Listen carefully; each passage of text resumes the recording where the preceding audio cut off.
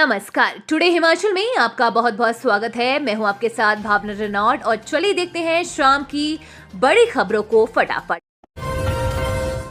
Ration card उपभोक्ताओं को बड़ी राहत, इस दिन से मिल सकता है सरसों और रिफाइंड तेल। हिमाचल प्रदेश में राशन कार्ड उपभोक्ताओं को अब सरसों तेल के साथ साथ रिफाइंड तेल भी डिपो में उपलब्ध कराया जाएगा। प्रदेश सरकार ने सरसों तेल की सप्लाई के लिए ऑर्डर जारी कर दिया है, जबकि रिफाइंड तेल के लिए प्रक्रिया पूरी की जा रही है। सरकार का उद्देश्य उपभोक्ताओं को पहले की तरह प्रति राशन कार्ड पर 1 लीटर सरसों तेल और 1 लीटर रिफाइंड तेल उपलब्ध कराना है। इसके अलावा शादी समारोह व अन्य आयोजनों में भी उपभोक्ताओं को डिमांड के मुताबिक तेल लेना है, जिसके तहत खाद्य आपूर्ति निगम की ओर से रिफाइंड का टेंडर किया जा रहा है। इसके निर्णय से लाखों राशन कार्ड धारकों को राहत मिलेगी। बाबूजी, शरीर में इतनी ताकत कहां, सीढ़ियां चढ़कर दवाइयां लेने जा पाऊं। कैंसर रोगियों का दर्द।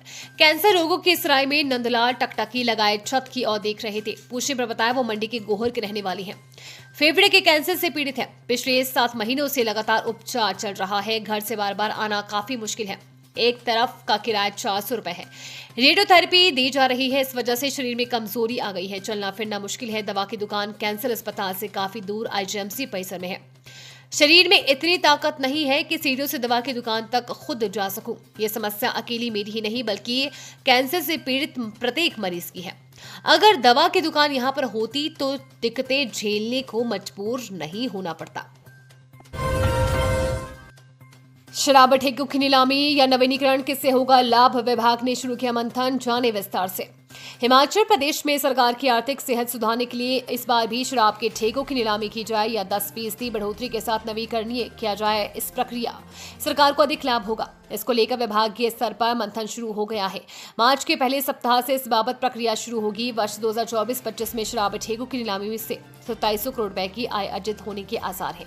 ऐसे में वर्ष 2025-26 के दौरान किस प्रक्रिया को अपनाया जाए, इसको लेकर मंत्रिमंडल से मंजूरी लेने के लिए प्रस्ताव बनाने की प्रक्रिया शुरू हो गई है। 10% बढ़ोतरी के साथ शराब ठेकों का नवीनीकरण करने से कितनी आय होगी, नीलामी से कितनी आय के आसार है, इसकी विस्तृत जानकारी मंत्रिमंडल को दी जाएगी।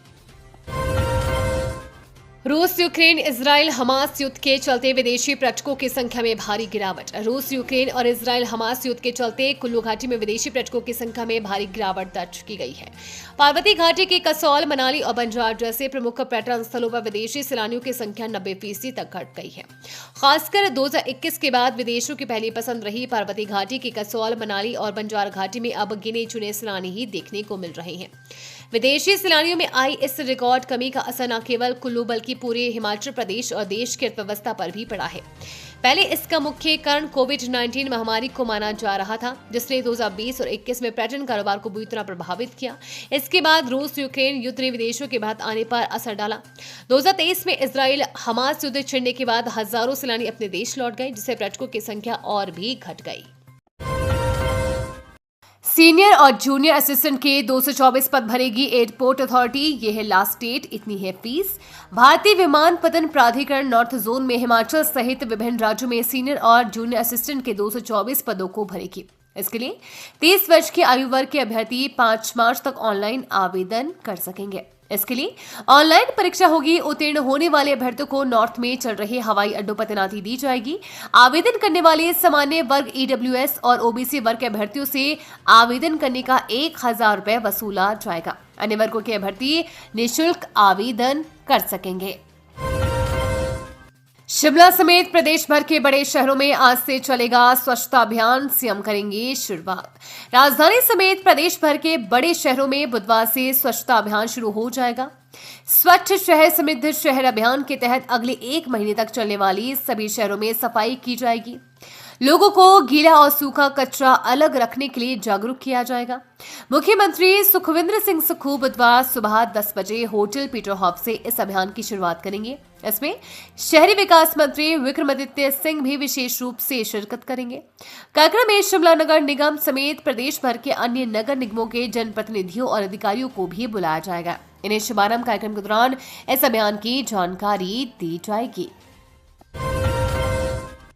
विदेशों में रह रहे हिमाचली ऐप पर करवाएं ई-केवाईसी, कैसे करें जानिए इस खबर में। हिमाचल प्रदेश में ई-केवाईसी न होने पर सैकड़ों परिवारों के राशन कार्ड अस्थायी तौर पर ब्लॉक कर दिए हैं। ऐसे में कई लोगों को जनवरी का राशन भी नहीं मिल पाया है। लोगों को लाभ देने के लिए विभाग एक ऐप लॉन्च की है। इसके माध्यम से लोग अपनी ई-केवाईसी कर सकते हैं।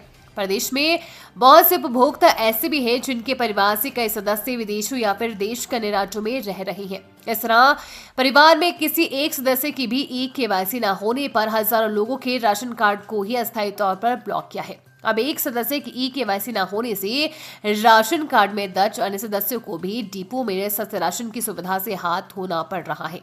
इसको देखते हुए खाद्य नागरिक आपूर्ति एवं उपभोक्ता मामले विभाग ने एक मोबाइल एप्लीकेशन तैयार की है, जिसके माध्यम से विदेशों और देश के किसी भी राज्य में रह रहे लोग घर में बैठकर ई-केवाईसी करवा सकते हैं।